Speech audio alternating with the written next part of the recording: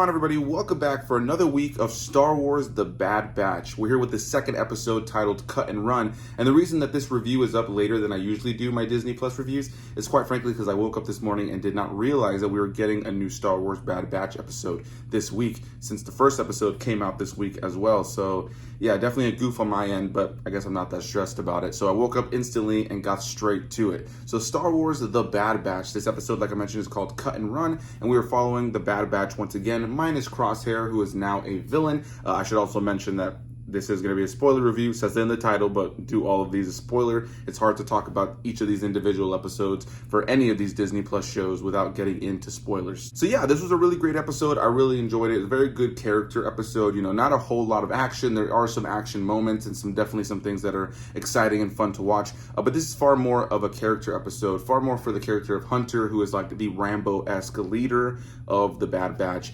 And yeah, we don't even see Crosshair in this episode, or Grand Moff Tarkin, any of the people who are involved with the Empire all that much in this episode. But yeah, at the end of the last episode, they were talking about going to see somebody that they knew, somebody who was in hiding, and I assumed that it was going to be Captain Rex. Captain Rex is name dropped in this episode. He apparently came through the same area the day prior. But yeah, they end up going to Silicon Mine, and they end up seeing Cut and Sue from earlier in the Clone Wars. Cut was this clone trooper who ended up going into hiding and starting a family with his wife, Sue, who is a Twi'lek. And so yeah, really enjoyed being able to see these characters come back. I think if you have not watched the Clone Wars, or you don't really remember it too well, when you jump into the Bad Batch right out of the gate with the first and second episodes, you definitely have a lot of connections to the Clone Wars and Star Wars Rebels, that if you want to feel the real weight of what's going on with the story, you definitely need to have watched those other shows first, specifically the Clone Wars more so than anything.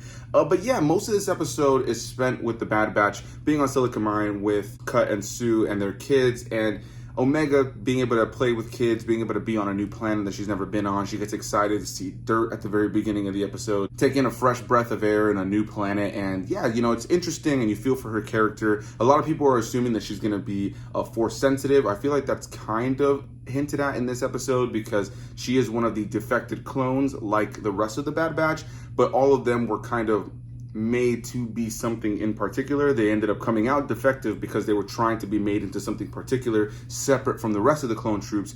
So Cut says in this episode, like, what was her purpose? What was the reason that they made her? You know, for her to be the only female clone of the batch. And obviously she must have some sort of purpose, some sort of ability, because they all have something that is some sort of heightened ability. And again, that's because the Kaminoans were kind of putting that into them, or instilling that into them when they were creating them. So I am very curious to see what they do with Omega moving forward. A lot of people are just speculating Force sensitivity. If that's what it is, I won't mind, but I can't help but feel like just the vibe of this show so far, with this younger girl kind of gets caught up in this adventure with these clone troopers, and now is kind of the kid they have to take care of.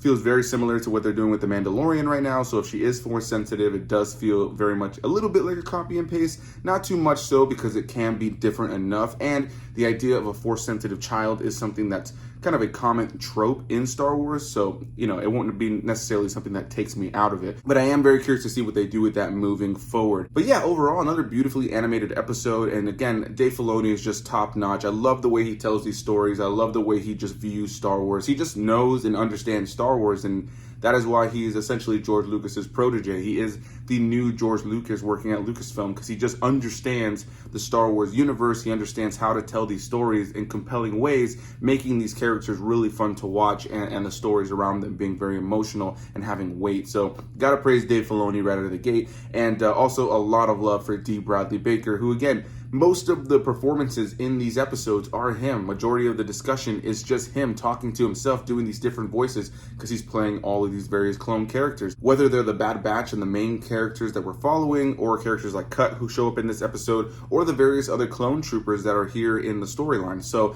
yeah, I really am enjoying Dee Bradley Baker, and just am consistently impressed by him in these episodes. But yeah, once they get to Silicon Mine, they end up reconnecting with Cut and Sue. They end up trying to leave the planet. Cut and Sue want to leave, take their two kids, and get out of there. But when they're going to do that, and they're going to pay for passage out, they end up finding out that the Empire has now instilled a new rule where now you have to essentially transfer your credits into a chain code, which is essentially you registering yourself and your family down to the number for the Empire, which is allowing them to create this database of each individual who tries to leave or come into a planet that has Imperial rule. So yeah, what I'm really loving about this show is being able to see that transition from the Republic into the Empire, because, you know, we kind of see that with the end of Clone Wars and with the Revenge of the Sith, but then moving forward, you know, we jump into Rebels, where they already kind of have established the Empire at that point, and there are books and comics that do fill that in a little bit, but yeah, even with something like Solo that's a little bit closer to the timeline of Bad Batch, I think that you already have the Empire a little bit more established as who they would eventually be, whereas with this show, we're actually being able to see the slow stepping stones of them converting the Republic into the Empire. So I'm really enjoying that. We end up having the characters have to steal some chain code so that they can all get off of the planet.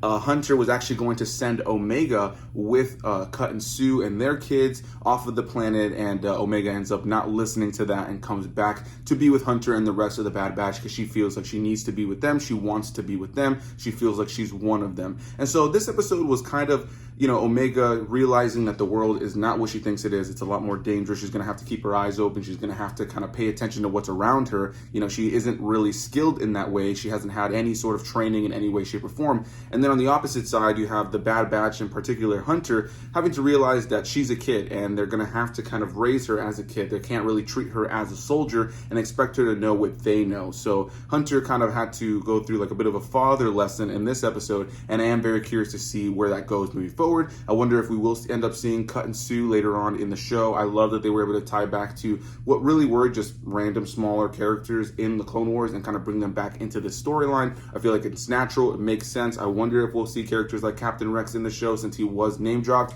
and I'm just curious how this show is going to play out and the various other characters and storylines we're going to see play out across this season. So yeah, episode 2 of the Bad Batch Cut and Run, really enjoyed it. I really am curious to see where they go moving forward, and I am connecting myself quite a bit to that relationship between Hunter and Omega. Seems like there's going to be a bit of a father-daughter kind of feel there moving forward, and I am curious to see what Omega's purpose is in all of this, and if she is in fact force sensitive. So definitely leave your comments down below, guys. What did you guys think of this episode? Do you guys have any theories about what's coming up? What do you guys think about Omega? Was it nice for you to see Cut and Sue as well in this episode? Do you hope we see characters like Captain Rex moving forward? Answer any and all of those questions down below in the description box. Hit that like button if you guys enjoyed the video. Subscribe for more videos, and next week I will be back with a review earlier in the morning, as I usually do with these Disney Plus reviews. So thank you guys so much for watching, and I'll see you guys in the next one.